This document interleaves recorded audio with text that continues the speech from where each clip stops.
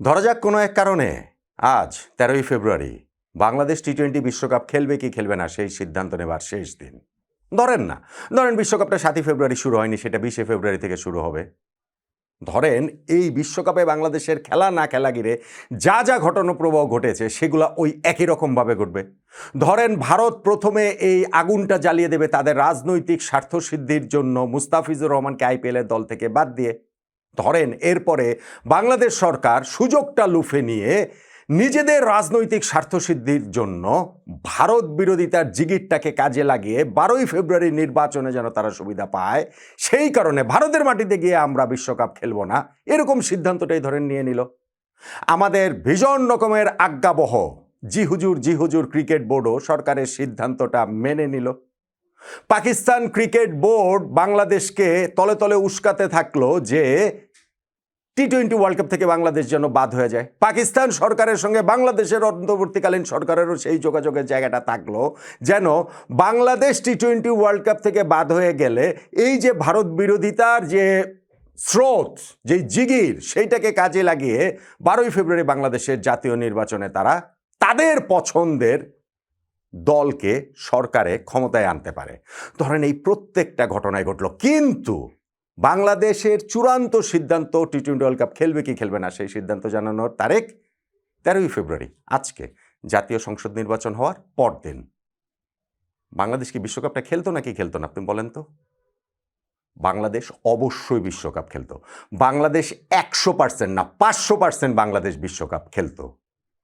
এখন ওই অন্তর্বর্তীকালীন সরকার চলে যাচ্ছে, চলে যাওয়াটা তো কেবলই আনুষ্ঠানিকতা মাত্র, কিন্তু সেই ক্রিকেট বোর্ড তো রয়ে গিয়েছে, সেই আজ্ঞাবহ ক্রিকেট বোর্ড, সেই জি হুজুর ক্রিকেট বোর্ড, সেই আমিনুল ইসলাম বুলবুল ভাইয়ের ক্রিকেট বোর্ড, যাদের সময় আমরা একটা বিশ্বকাপ খেলতে পারিনি। নতুন সরকার আসছে, সেইখানে কি এই পুরনো ব্যর্থ বাংলাদেশের ক্রিকেট ইতিহাসে সবচেয়ে ব্যর্থ এই ক্রিকেট বোর্ড থাকবে, নাকি এইখানে নতুন ক্রিকেট বোর্ড তৈরি হবে? আমার কাছে অন্ততপক্ষে দুইটা রিজন রয়েছে, খুবই স্ট্রং দুইটা রিজন রয়েছে। তারপরে আপনি আপনার মতো করে সিদ্ধান্তটা নিতে পারেন, ভাবনার জায়গাটা নিতে পারেন। দেখুন, প্রথমত বাংলাদেশ ক্রিকেট বোর্ড বাংলাদেশ সরকারের অধীনস্থ একটা স্পোর্টস ফেডারেশন, এর চেয়ে বেশি কিছু না। এটা সরকারের সরাসরি হস্তক্ষেপ করার তো কোনো সুযোগই নেই। এটা যেমন আমরা জানি, একই সঙ্গে আমরা এটাও জানি যে বাংলাদেশে বা এই সাবকন্টিনেন্টে এগুলো কিভাবে পরিচালিত হয়। এই sports federation, association, BCB, BCCI, PCB, এগুলো কিভাবে পরিচালিত হয় আমরা সবাই তো আসলে জানি না? সো ওইখান থেকে আইসিসিও যে কীরকম সংস্থা, তারাও বা কীভাবে পরিচালিত হয় সেইটাও আমরা জানি। এখন যদি আপনি আমাকে কোট আনকোট সেই জ্ঞানটা দিতে আসেন যে না ভাই, এইখানটাতে তো হচ্ছে গিয়ে বাংলাদেশ ক্রিকেট বোর্ড স্বায়ত্তশাসিত সংস্থা, এইখানে তো সরকারের হস্তক্ষেপের কোনো সুযোগই নেই, তারা কোনো কিছু করতেই পারবে না, আগেও ছিল না। নাজমুল হাসান পাপন ভাইয়ের ক্রিকেট বোর্ডেও তো সরকারের হস্তক্ষেপের সুযোগ ছিল না, সেই পাপন ভাইকে সরে যেতে হয়েছে না? সেই বোর্ডের যাদেরকে তারা চায়নি তাদেরকে সরে যেতে হয়েছে না বোর্ড মেম্বারের দায়িত্ব থেকে? ফারুক আহমেদ ভাইয়েরকেও তো আসলে সরে যাওয়ার কথা ছিল না, তাকে সরে যেতে হয়নি?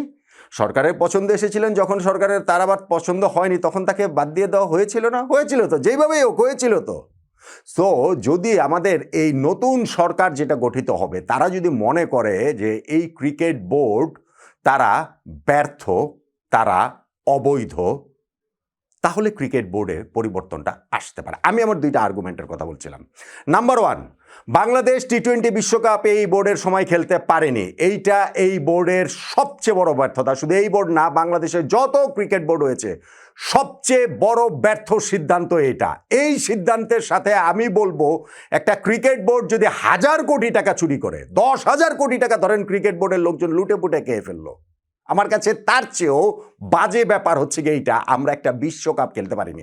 আমি ওই চুরি করাটাকে জাস্টিফিকেশন দিচ্ছি না, আমি বোঝানোর জন্য বলছি যে এটার মাত্রা কতটা। একটা বিশ্বকাপ না খেলতে পারা মানে একটা ক্রিকেট প্লেয়িং নেশনের জন্য সেইটা আসলে কত বড় বেদনার জায়গাটা তৈরি করে, কত ক্ষতর জায়গাটা তৈরি করে। আর আমাদের ক্রিকেট বোর্ড সেটা তো পারেই নাই, উল্টো তারা এটা একটা গর্ব করে বেড়াচ্ছে যে পাকিস্তানকে ভারতের বিপক্ষে খেলতে তারা রাজি করিয়েছে আমাদের বোর্ড প্রেসিডেন্ট আমিনুল ইসলাম বুলবুল ভাই। নিজের দেশের ক্রিকেট বোর্ডকে যিনি সরকারকে যিনি রাজি করাতে পারেননি ওয়ার্ল্ড কাপে খেলানোর জন্য, তিনি Bharat, Pakistan, ICC, BCCI, PCB সব কিছুকে রাজি করে ফেলেছেন। এত বড় সংগঠক যে বাংলার মাটি মাটিতে জন্মে গেল কখন কিভাবে আমরা ভাই সেটা বুঝতেই পারলাম না। শুধু সেইটা ভারত পাকিস্তান ম্যাচ হওয়ার ক্ষেত্রেই প্রযোজ্য, বাংলাদেশের বিশ্বকাপ খেলার জন্য প্রযোজ্য না। আপনারা বলতে পারেন যে আপনারা নিজেদের সেলফ ডিফেন্সের জন্য এখন বলতে পারেন যে না, সিদ্ধান্তটা তো সরকারের ছিল, আমরা তো শুধুমাত্র ক্যারি করেছি, আমাদের এখানে কিছু করার ছিল না। অবশ্যই করার ছিল। যদি আপনারা শির দ্বারা শক্ত করে মাথা উঁচু করতে পারতেন তাহলে পদত্যাগ করতেন। আমিনুল ইসলাম বুলবুল ভাই বোর্ড থেকে পদত্যাগ করতেন যে আমার সময় বিশ্বকাপ বাংলাদেশে খেলতে পারেনি, ঠিক আছে সরকারের সিদ্ধান্ত, কিন্তু আমি এটা মানতে পারলাম না, কিন্তু আমি পদত্যাগ করলাম। আপনি তো সেটা করেন নাই। আপনি কি করেছেন জানেন?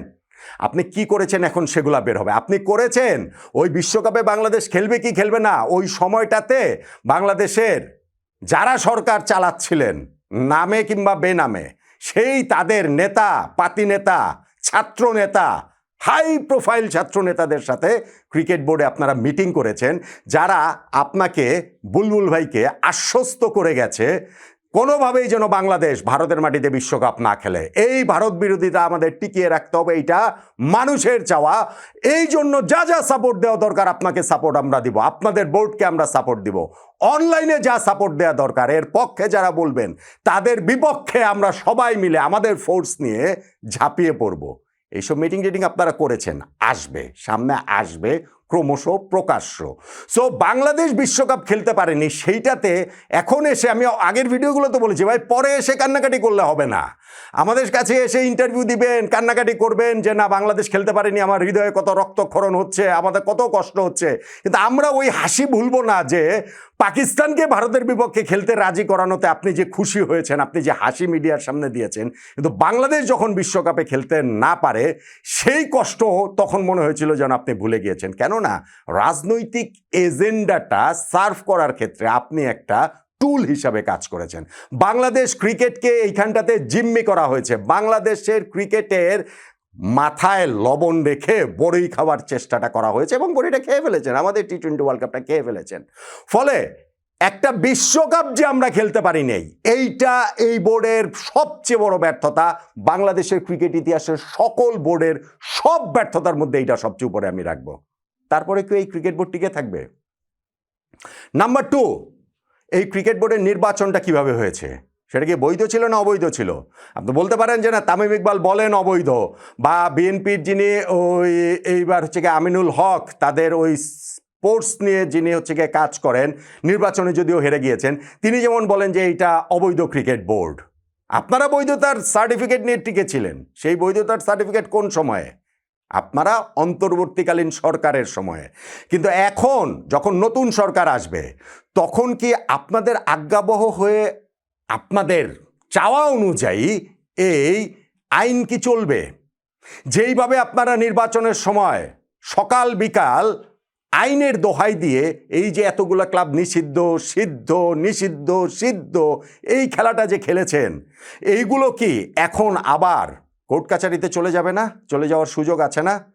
যেই নির্বাচনটা এইবারে বাংলাদেশ ক্রিকেট বোর্ডের হয়েছে, আমি ভাই আইনি মারপ্যাচ বুঝি না, বৈধ অবৈধ আমি বুঝি না, এটা সত্যি কথা, কিন্তু আমি এইটা বুঝি, বাংলাদেশে আমি কখনোই কোনো ক্রিকেট বোর্ডের নির্বাচনকে এত প্রশ্নবিদ্ধ, এত জঘন্য, এত খারাপ নির্বাচন আমি দেখি নাই। Full stop. এত জঘন্য নির্বাচন দেখি নাই।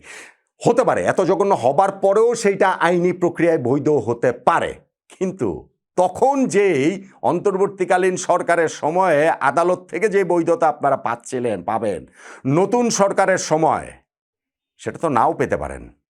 এইখানটাতে তো ওই নির্বাচনটাকে প্রশ্নবিদ্ধ করে, প্রশ্ন রেখে মামলা মোকদ্দমাও তো হতে পারে। তারপরেও কি এই ক্রিকেট বোর্ড টিকে থাকবে? ভীষণ অসম্মানজনক বিদায় হবে এই ক্রিকেট বোর্ডের, ভীষণ রকম অসম্মানজনক বিদায় হবে এই cricket board president Aminul Islam বুলবুল ভাইয়ের। বাংলাদেশের প্রথম বিশ্বকাপের ক্যাপ্টেন, প্রথম টেস্টের সেঞ্চুরিয়ানের এই রকম করুণ বিদায় আমাদের ক্রিকেট প্রেমীদের হৃদয়ে রক্তক্ষরণ ঘটাবে। কিন্তু যা যা করেছেন আপনারা, যেইভাবে ক্ষমতার লোভে ক্রিকেট বোর্ডের নির্বাচনটা ম্যানিপুলেশনে সায় দিয়েছেন এবং এটার পার্ট হিসেবেই ছিলেন, শুধুমাত্র আপনাকে ওইগুলো করে গ্লোরিফাই করে এক সাইডে সরিয়ে রাখার উপায় নেই। কারণ আপনি এসেছিলেন একটা কুইক টি-20 ইনিংস খেলতে, অন্তর্বর্তীকালীন সরকার সময়টা পেরিয়ে ক্রিকেট বোর্ডের নির্বাচন দিয়ে চলে যাবেন। তারপরে কিসের লোভে পড়ে আপনি ক্রিকেট বোর্ডে থেকে গেলেন? কোথা থেকে টাকা পয়সার কি নয়ছয় হয়েছে ওগুলো তো আসবেই, কিন্তু ক্রিকেট বোর্ডের যেই নির্বাচন হয়েছে সেইটা আইন আদালতে গেলে এই ক্রিকেট বোর্ড টিকবে কিনা আমার গুরুতর সন্দেহ রয়েছে, নাম্বার এক। এবং নাম্বার টু, যেই বিশ্বকাপে আপনাদের সময় বাংলাদেশ দল খেলতে পারেননি, এই ব্যর্থতার দায় নিয়ে আত্মসম্মান থাকলে পদত্যাগ করতেন, এখনও ন্যূনতম আত্মসম্মান থাকলে পদত্যাগ করবেন। তা না হলে নতুন সরকারে পুরনো ক্রিকেট বোর্ড থাকার আমি কোনো কারণ দেখি না। আমার কাছে মনে হয় এইটা কেবলমাত্র সময়ের ব্যাপার যে আমিনুল ইসলাম বুলবুল ভাইকে বাংলাদেশ ক্রিকেট বোর্ড থেকে চলে যেতে হবে। পুরো ক্রিকেট বোর্ডটাকে ম্যাক্সিমাম জায়গাতেই, আমি জানি না পুরো বোর্ড ভেঙে দেওয়া হবে নাকি হচ্ছে গিয়ে পরিচালকদের চেঞ্জ করা হবে, কতজনকে চেঞ্জ করা হবে, কিভাবে করা হবে সেইটা আইসিসির বিধানের মধ্যে থেকে কিভাবে করা হবে, বিসিবির গঠনতন্ত্রের মধ্যে থেকে কিভাবে করা হবে, ওগুলো সব কিছু করা হবে। কিন্তু আমি যে বললাম ওই দুইটা জিনিস চুড়িদারির বাদ দেন না, ওগুলো আসবে, ওগুলো সময় মতো আসবে। কিন্তু ওই যে দুইটা জিনিস, যে বাংলাদেশে ক্রিকেট বোর্ডের নির্বাচন প্রশ্নবিদ্ধ নির্বাচন, সেইটা আদালতের হিসাবে, এবং এই যে আমরা ওয়ার্ল্ড কাপ খেলতে পারিনি সেইটার নৈতিক হিসাবের জায়গাটা থেকে আমিনুল ইসলাম বুলবুল ভাইদের এই ক্রিকেট বোর্ডের শেষের শুরুটা হয়ে গেল নতুন সরকার আসার মাধ্যমে। আমার অন্তত সেটাই আন্ডারস্ট্যান্ডিং। আপনি কতটা একমত হলেন জানাতে পারেন।